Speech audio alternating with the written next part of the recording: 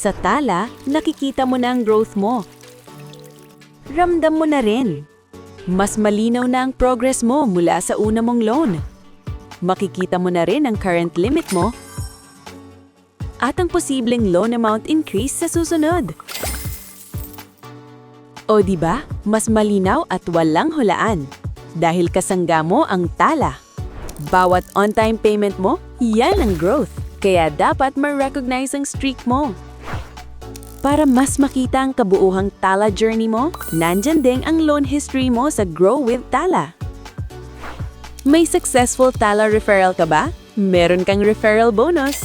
You can keep track of this by checking this section. Sa Tala, kasangga mo kami sa pag-abot ng goals mo.